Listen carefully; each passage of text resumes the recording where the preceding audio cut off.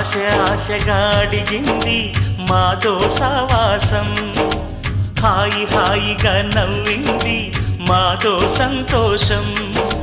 మధురమైన మమకారం మా ఇంటి పేరు అంటే, మనసు మీటు అనురాగం మా మాట తీరు అంటే, బతుకంటే ఎంత బాగుంటుందా అనుకోదా లోకం.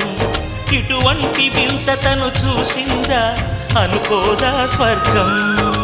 సరే పమాగరే సరే సరే సా.